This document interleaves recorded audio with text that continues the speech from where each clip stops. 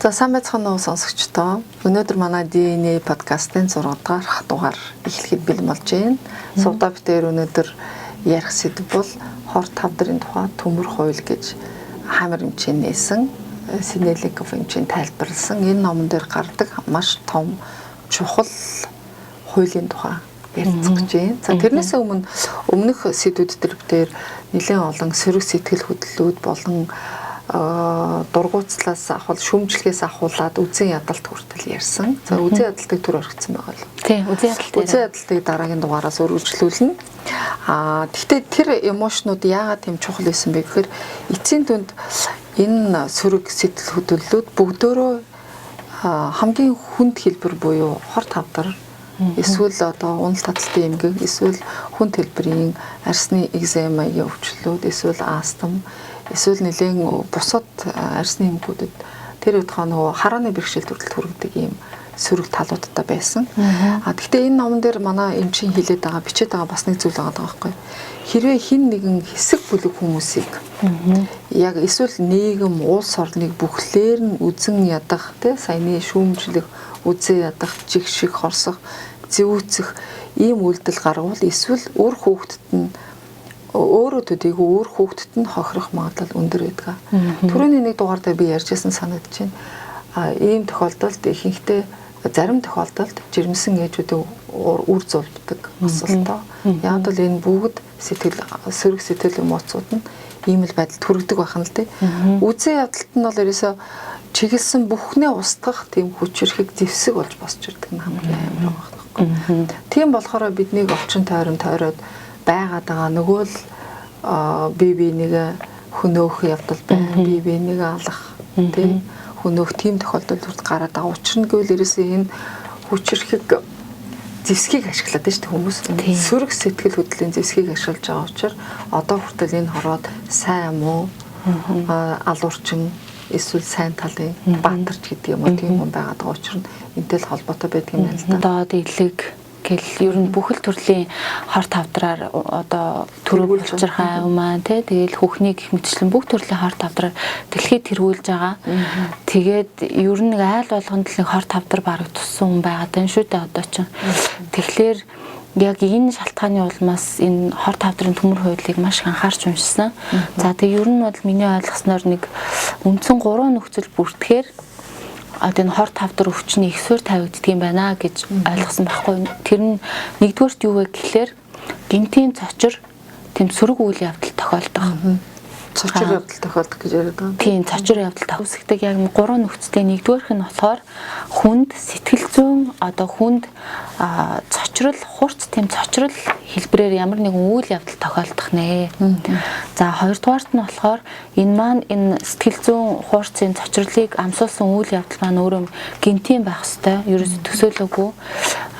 За хамгийн сүүлийн 3 дахь шалгуур нь болохоор хүн энэ сэтгэл зүйн хүнд цочрол амсуулсан гинтийн үйл явдлаа өөрөө шийдвэрлэж чадахгүй мэт энэ үйл явдлын өмнө хүчин мөхөс тэгээд хин нэгэнтэй хуваалцаж чадаагүй ч юм уу те хуваалцаж чадахгүй мэтэр тийм яг ийм нөхцөл байдал үүсэхээр одоо хамар эмчийн тайлбарснаар бол хүний тархины айл нэг хэсэг тийм энергийн гэх юм одоо яг юм үйл ажиллагааны доголдол юм гинтийн юм саатал үүсдэг. За тэгээд тэр яг саатал үүссэн хэсгийг хариуцаж ажилдаг тэр нөгөө эрхтнүүд тийм бай эрхтнүүдэд нь энэ хор тавдар үүсэх магадaltaй. Ер нь бол хор тавдрын эхний шалтгааныг яг нөхцөл байдлыг ийм 3 зүйлсээс одоо болж үүссэн байна гэдгийг 4,000 хүн дээр туршилт хийгээд баталсан гэж байгаа тийм. Тэрийг дэр камерын хам шинжгээд хүүгийнхаа нэрээр энэ хам шинжээр нэрлэлсэн байгаа. Тийм. Тэгэхээр та энэ үйл явдлыг яг санаж байна уу? Дээр камер юмчд юу тохиолдоод яагаад тэр анхныхын үйл явдлыг бол санаж байна. Тэгээд яг өөрийнх нь орсон байдал нь яг тийм байдал байсан шүү дээ. Өөрөө гинтийн байдалд хүнд байдалд орсон, буудулсан тэгээд хүнд байдалд эмнэлэгт удаан хөвцсөн, арга хэмжээ авч чадахгүйсэн, хүүн босохгүй байсан. За тэгэнгүүт одоо ядж хахад цаа тал нь болохоор хааны гэр бүлийнх нь байсан. Тийм. Тэгээ хааны гэр бүлд маш их хорсол, зэвүүцэл, тээсэн, маш их гутарсан. Өөрөө ч хамар хэмж бүр ямар ч арга хэмжээ авч чадчихгүй тийм мөхс байдалд орсон. Тийм болохоор хааны гэр бүлийнх нь болохоор чинь өмгөөлөгч нь өмгөөлөд идэг. Тэгээд манай хаамар эмчийн талд нь болохоор ямар ч тусламж байхгүйсэн учраас хууль үнэхээр хуурамч байна. Нийгэм буруу байна гэдгээс бүх бурууг бусд руу чихэж эхлээд үзээ ядах явцдаа хамгийн гол нь яагаад надад энэ тохиолдсон гэж маш их хүчгүй тийм зүйлд хорвоог буруутгаж эхэлсэн. За тэр явцдаа өөрөө ч хор тавдраар өвдсөн. Эхнэр нь бас хор тавдраа. Өөрийнхөө хор тавдрыг дөнгөж эмчлэх явцад нь эхнэрийнх нь бас хөхний хор тавдар болдог ч дөнгөжний хор тавдар болдог. Тэгээд ирсэн нэг л шөнийн зүүдэлсэн зүүдэндээ бүгд нэрчилдэг штэ. Та хор тавдрын тухай энэ хуулийг нээн гэж ярьж байсан. Яагаад та би зүгээр ч ингэж одоо санаандгүй. Тэ бүх юм санаандгүй юм гэж энэ хороод байхгүй. Би танд нэг л сурамж өгөх гэж би одоо ингэж өнгөрсөн байгаа. Тэгэхээр та яагаад энэ хуулиа нээхгүй байна? Та энийг оролдооч гэж хэлсний дагуу тэгээ хаамар хэмжээний нэг судалгаа хийж эхэлдэг шүү дээ. Тэгээ 6,000 хор тавдартай хүний түүхийг судлах явцдаа яаж энэ нэг тархины тодорхой хэсэгт нь тодорхой бай эрхтэнд үүсэх хавдрыг урчилж оншилсан бэ гэхээр тэрийг 6,000 хүний хавдартай хүний CT буюу кардиотомографийн шинжилгээнд дээр нь үндэслэж гаргасан гэж тайлбарлаж байгаа юм ном дээр. Тэгтэл яг тэр тархины харалдаа бай эрхтэнд үйлчлдэг эрхтэнд нь хавдар үүссэн байхад яг тархины тэр хэсэгт нь яг тэр голомтлог юм цагаан бөөгнөрл үүсчихсэн байна л да. Тэгээ тэрийгээ болохоор эхлээд аппаратны алдаа гэж бодож исэн боловч тайлбарлаа Сименсийн тайлбарлаад байдаг шүү дээ. Тэгсэн сүулдэ нөгөөдг нь биш болж хувирсан. Тэгвэл энэ хавдраа болохоор энэ гурван шинж үүсэхдээ тодорхой үе шатыг даван туулдаг. Энэ альва өвчнийг хоёр үе шаттай даван туулдаг юм байна гэдгийг бас энэ явцдаа энэ нэмж нэгээд байгаа шүү дээ. Тэгээ эхний шат нь болохоор нэг хүүтэн шат, хоёр дахь шат нь болохоор дулаан шат гэж яриад байгаа. Хүүтэн шатд нь түрүүн битэрж бас нэг эхний дугаар дээр ярьж байсан.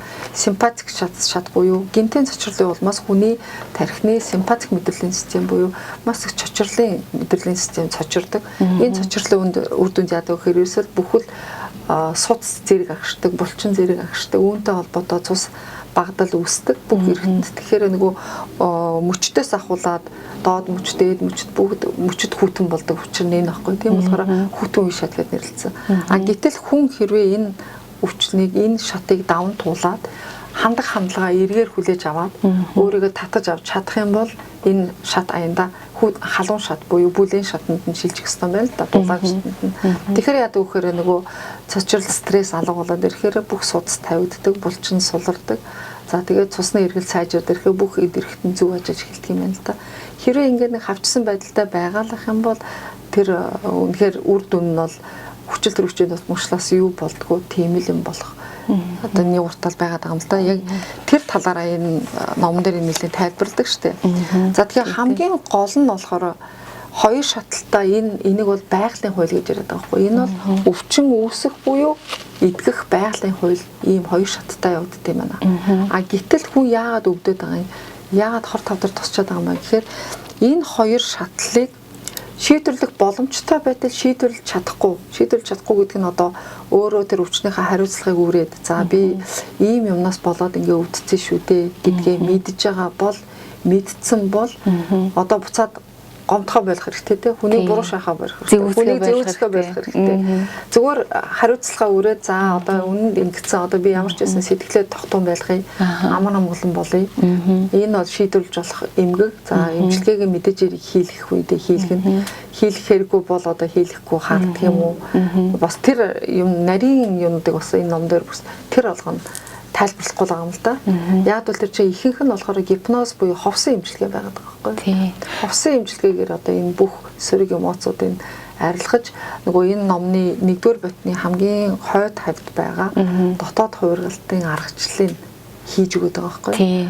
Энэ номон дээр бол хамгийн эцсийн тул бид нар ингээд бүх өвчнүүдийг юм тоочоол шүү дээ. Ингээд ийм хууль, тийм хууль, ийм сураг сэтгэл хөдлөл, ийм эмошн, зэвүүцэл, үзэл гэж явж байгаа. Хамгийн сүүлд нь энэ бүхний чинь өөрөө дотоод хувиргалтай аргаар өөрчлөөд өөрөө өөрийгөө эмчилж болно шүү. Эмчлэх буюу эмчлэх гэдэг нь бол эм өгөөд өвчнээ дарах биш. Тийм. Шалтгааныг нарилгаад дараа нь яавал дээр вэ гэдэг аргачлалыг зааж өгөх гэдэг юм л та. Тий. Тэгээд хамгийн гол нь тэр одоо хорт хавдрыг үүсгэсэн тэр сэтгэлийн цочрол, хямрал, үйл явдлыг өөрт нь яагаад тохиолдсон бэ гэдэг энэ учир шалтгааныг бас ойлгох хэрэгтэй юм шиг. Энд Синельников юмч болохоор та сая хэлсэн шүү дээ. Өөрөө болохоор ингээд насаараа хорт хавдрын энэ хуулийг нээхийг хүсэжсэн одоо бурхан залбирах болгондоо бас шүтлэгт тий хамар эмч маань бурханд ингээд залбирах тоолондоо надад энэ хорт хавдрын хуулийг нээхэд туслаач гэж гуйдаг байсан. Тэгээд хүүдний мэмгэнэлт явдал тохиолдоод хүн нас орсон. Өөрөө бас үүнийхээ араас хорт хавдар туссан. Тэгээд яг тухайн үед нөгөө сэтгэлийн гүн энэ хямрал шаналлаасаа болоод нөгөө бурхнаас гуйдаг байсан гуйлдаач мартцсан байсан тий. Хүн зүүдэнд нь орж ирж хилээд өөрөө санаад тэгээд нэгдүгээрт яасан гэхээр хаймар эмч тэр нөгөө нэг өөрт нь тохиолдсон энэ хямралт үйл явдлын шалтгааныг мэдсэн учраас хааны гэр бүл рүү чигдүүлж үзэн ядалт явуулахаа болсон. Нэгдүгээрт энэ сөрөг сэтгэл хөдлөлүүдээ багаар дотор хувиргаж эхэлсэн байгаа нэ. Дээрээс нь нэмээд энэ утга учирыг мэдтсэний дараа өөр тохиолдсон хямралт үйл явдлаа бүр давуу тал болгоно гэдэг шиг эргээгээд нөгөө хорт хавдрын төмөр хуулийг нээх энэ үндсэн мэдлэгээ тийм болгосон учраас хаймар эмчийн хорт хавдар идэгсэн эхнэрийнх нь бас хорт хавдар идэгсэн байгаа. Тэгэхээр яг үүгээр ингээд жишээ болгоод хэрвээ эргэн тойронд чинь хорт хавдар туссан ямар нэгэн гэр бүлийн гишүүн ч юм уу найз нөхөд байх юм бол та бүхэн ярилцаад үзээрэй те. Яг энэ хорт хавдар тохиолдохоос одоо хэдэн сарын ч юм уу 1-2 жилийн өмнө тий ямар нэгэн юм сэтгцийн гүн цочрол амсуулсан гинтийн үйл явдал болсон уу? Тэгээд энэ үйл явдлыг та яаж хүлээж авсан бэ? Хамгийн гол нь яаж хүлээж аваад яаж даван туулсан бэ гэдгийг аягүй чухал байна. Тий. Ихэнхдээ бол яг хорт хавдар тусцсан бол тий даван туулж чадаагүй байх нь шүү дээ. Тэгэхээр бид нөгөө хүмүүстэй бас яагаад энэ явдал өөртөө чинь тохиолдож болсон байх вэ гэдэг учир шалтгааныг ойлгоод даван туулахад нь туслах хэрэгтэй байх нэ. Тэгэх юм бол энэ одоо хүнд хагцал зовлон, эдийн засгийн болон эрүүл мэндийн одоо энэ хүндрэлүүдийг зовлонгуудыг туулахгүй байх боломж бас байх нь шүү.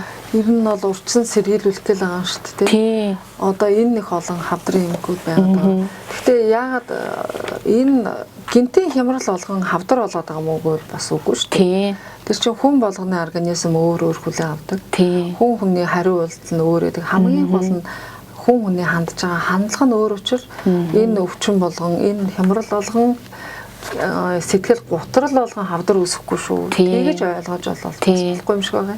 Яг нэг явдал ингээд хоёр хүн тохиолдоход нэг нь бол одоо тулаал гараад. За яах вэ? Одоо миний нөгөөстөө за ямар нэмэлгүүдэ гэдэг шиг те тэрийг аль болох эргээр хүлээж аваад тэрнээс үүссэн одоо учир шалтгааны дараа дахиж гарахгүй шүү гэдэг юм. Нэг ийм арай өөр хандлагатайгаар энэ бол заавал хорт хавдар болохгүй. Гэтэл яаж яах гэхээр надад энийг шийдвэрлэх ямар ч одоо боломж байхгүй те энэ яста тэрнээс боллоо, энээс боллоо гэл ингээл энийгээ даамжруулаад яваад ирэхээр нөгөө өмнөх дугаарт таны хэлсэн шиг ингээд сөрөг сэтгэл хөдлөлөө ургуулад байсан чинь нилээн томроод нилээн хүндрээ явж илээ гэдэг шиг яг ингэж хандах юм бол харин энэ маань хорт хавдар болох магадaltaй болчиход байгаа тийм өндөр болоод байгаа. Одоо нийгэмд ч гэсэн байгаа энэ хорт хавдрын давтамж яагаад ихсэж байгаа юм бол ерөөсөө л энэ стресс байхгүй.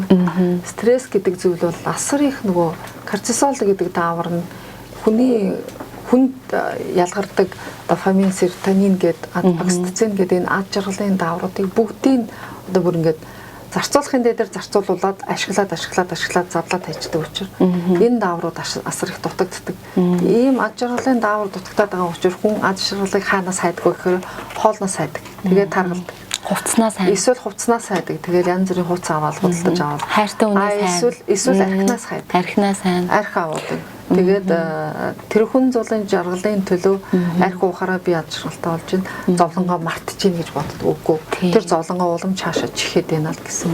Тэгэхээр ад жаргалтай байхын тулд одоо нэг амьдрал нь чанартай байхын тулд хүнд юу хэрэгтэй юм бэ гэвэл амар амгалан байдал байгаа даа байхгүй.